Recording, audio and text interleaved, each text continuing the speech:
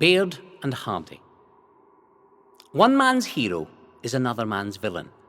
Which is which, in the history of a town like Stirling, often comes down to issues of class and politics.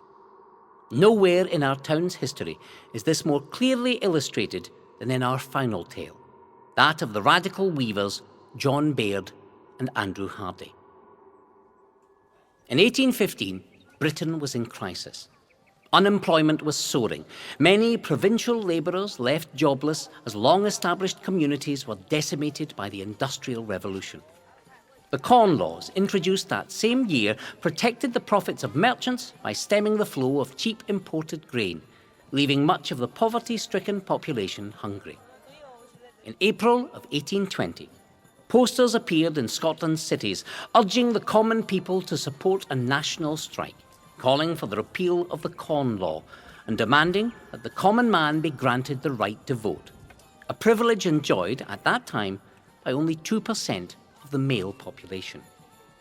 Andrew Hardie, a weaver, joined the protest, leading some 60 men on a slow march to the Carron Ironworks, where the rebels hoped to find arms.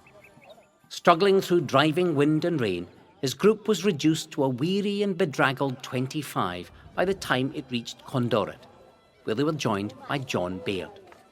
Approaching Bonnymuir, the protesters came into conflict with soldiers. Shots were fired on both sides, and the radicals, including Baird and Hardie, were captured.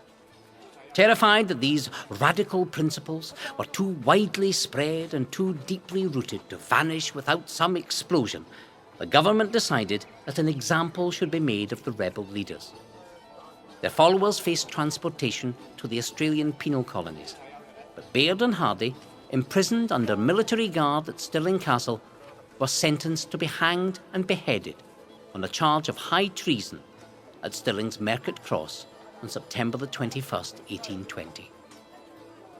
Soldiers outnumbered citizens 2-1 on the day of execution. So sure were the authorities that riot and revolution might result.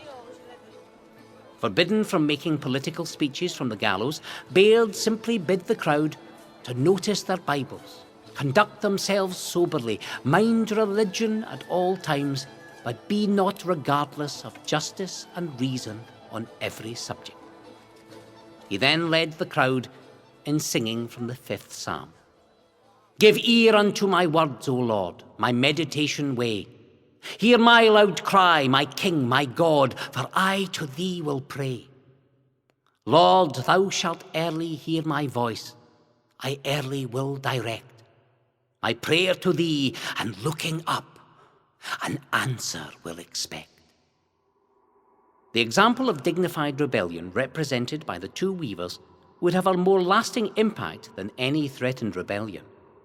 On May Day 1966, a plaque was placed on the wall of Gideon Gray's Broad Street extension to the Tolbooth, just facing the site of the gallows on which they died, by the local Labour Party, commemorating their execution, in its own words, for the cause of justice and truth.